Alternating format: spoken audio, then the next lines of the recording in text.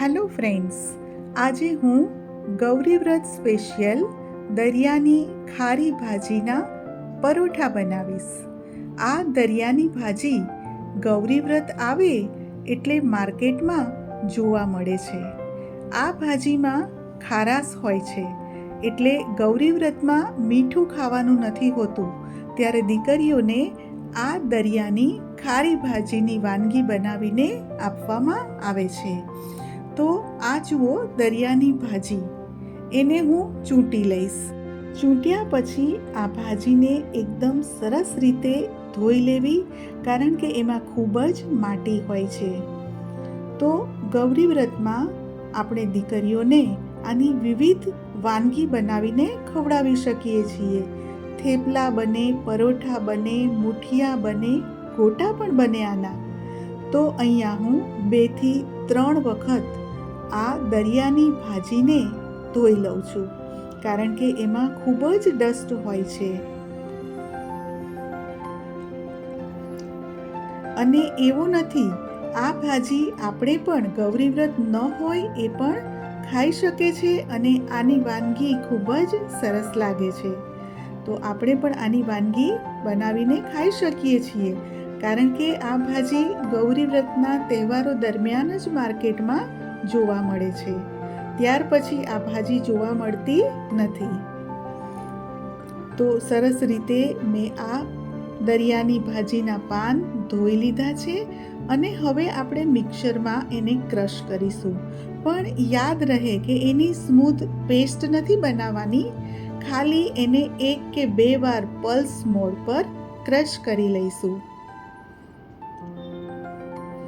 અને બીજી ખાસ વાત કે આ ભાજી ચૂંટતી વખતે તમારા આંગળા હાથ કાળા થઈ જશે અને આ ક્રશ કરેલ ભાજી પડી રહેશે તો પણ એ કાળી થઈ જશે.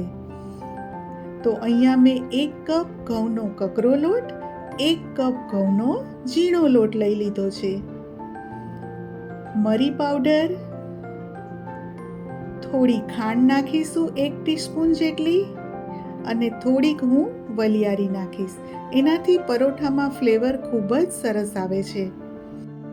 મોવણમાં 2 ચમચી ઘી નાખ્યું છે, કારણ કે ઘીમાં બનાવેલા પરોઠાની ફ્લેવર અને ક્રિસ્પીનેસ ખૂબ જ સરસ આવે છે. બધું સરસ રીતે મિક્સ કરી લઈશું.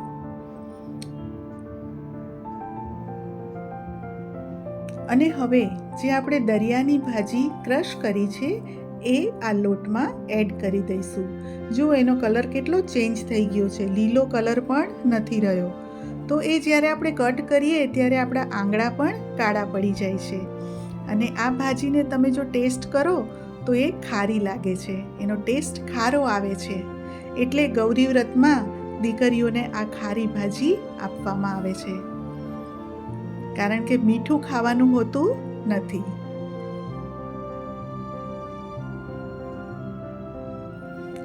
તો બધું હવે સરસ રીતે આપણું મિક્સ થઈ ગયું છે લોટમાં ભાજી. તો હવે આપણે એમાં 2 ટેબલસ્પૂન પહેલાં દહીં નાખીશું અને પછી જરૂરિયાત પ્રમાણે જ પાણી એડ કરીશું. આપણે થેપલાનો લોટ બાંધીએ એવો જ લોટ આ બાંધવાનો છે.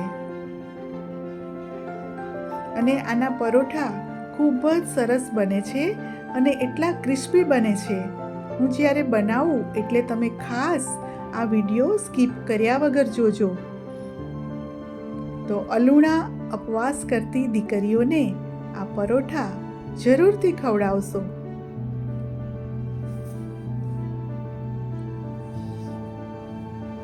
હવે મારે 2 ચમચી પાણીની જરૂર પડી છે.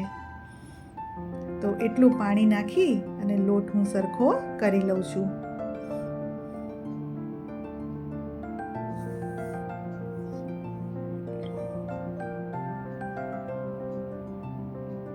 બસ હવે ઘીવાળો હાથ કરી અને હું લોટને ફરીથી મસળી લઈશ અને આ લોટને હું 10 મિનિટ માટે રેસ્ટ આપીશ.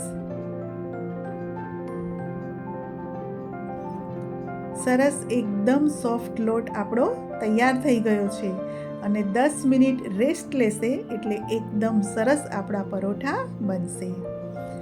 ચાલો હવે 10 મિનિટ પછી આપણે લોટને જરાક મસળી લઈએ અને પરોઠા બનાવવાનું ચાલુ કરીએ.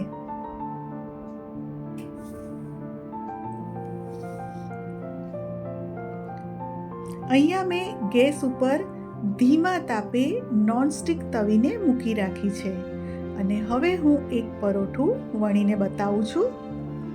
તો મીડિયમ સાઇઝનો લુઓ જે આપણે લઈએ પરોઠાનો એવડો જ લુઓ લેવાનો છે અને થોડું ઘઉંના લોટનું અટામણ લઈ અને હું રોટલી જેવું વણી લઉં છું.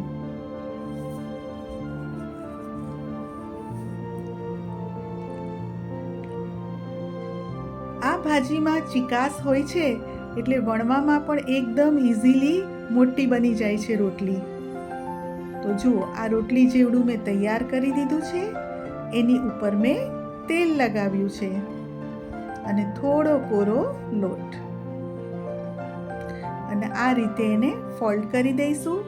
ફરીથી તેલ અને કોરો લોટ અને ફરીથી એને ફોલ્ડ કરીને આ રીતે ત્રિકોણ શેપ આપી દઈશું. આપણે પરોઠા બનાવીએ છીએ સેમ એ જ મેથડ છે. ચાલો હવે એને આપણે વણી લઈએ.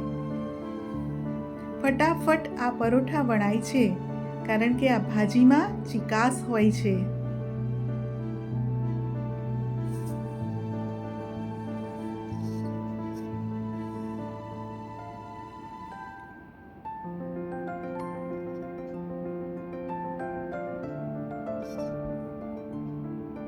આપણે બહુ જાડું પરોઠું નહીં રાખીએ.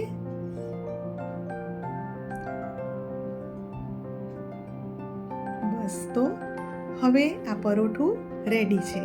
તમે જોઈ શકો છો કે બિલકુલ એ જાડું નથી.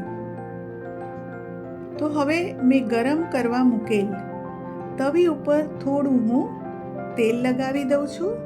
તમે સાદી લોડી પર પણ કરી શકો છો, પણ આ પરોઠા મારે એક્સ્ટ્રા ક્રિસ્પી બનાવવા છે એટલે એકદમ ધીમા ગેસ ઉપર આને હું ક્રિસ્પી બનાવીશ. આપણે જે રેગ્યુલર ઘઉંના પરોઠા બનાવીએ છીએ એવા તો આ નહીં બને કારણ કે આમાં ભાજી છે દરિયાની એટલે એના લીધે થોડો કલર શ્યામ પડી જાય છે. તો ધીમા ગેસે બંને બાજુ તેલ લગાવી અને હું ક્રિસ્પી પરોઠા બનાવી લઉં છું. તો જુઓ, આપણા પરોઠા તૈયાર છે. એક પરોઠું મેં 4 મિનિટ સુધી શેક્યું છે એકદમ સ્લો ફ્લેમ પર, તો જ ખાવાની મજા આવશે. બીજું પરોઠું પણ મેં મૂકી દીધું છે.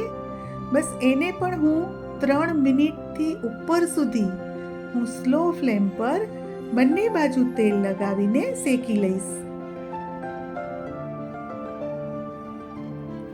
જો ફાસ્ટ ગેસે ઉતાવળથી શેકશો તો એ પોચા રહેશે, ક્રિસ્પી બનશે નહીં. તો રેડી છે પરોઠા.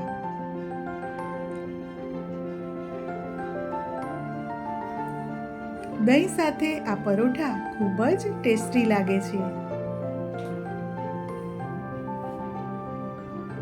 છે ને જોતા જ ખાવાનું મન થઈ જાય. આ બીજા પરોઠા પણ મેં રેડી કરી દીધા છે.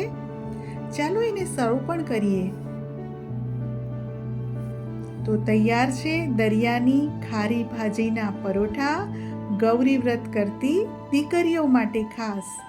આપને મારી રેસીપી કેવી લાગી મને કોમેન્ટ કરીને જરૂરથી જણાવશો. Thanks for watching.